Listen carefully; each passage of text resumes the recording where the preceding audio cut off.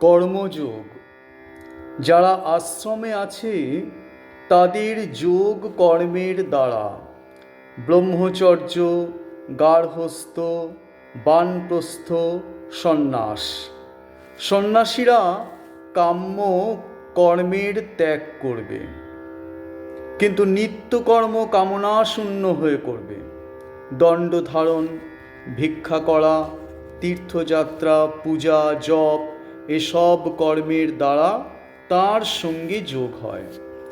আর যে কর্মই করো ফলাকাঙ্ক্ষা ত্যাগ করে কামনাশূন্য হয়ে করতে পারলে তার সঙ্গে যোগ হয়। তাকে দর্শন করতে হলে কর্ম চাই। একদিন ভাবে হালদার পুকুর দেখলুম।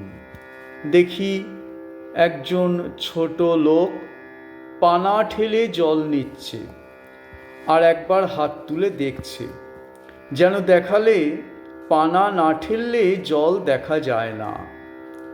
ভক্তি লাভ করতে হলে, ঈশ্বর দর্শন করতে হলে কর্ম চাই।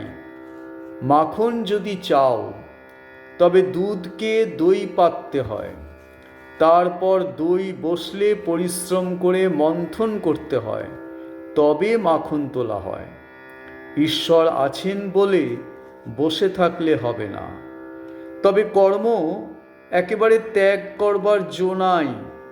তোমার প্রকৃতিতে তোমায় কর্ম করাবে, তা তুমি ইচ্ছা করো আর নাই করো।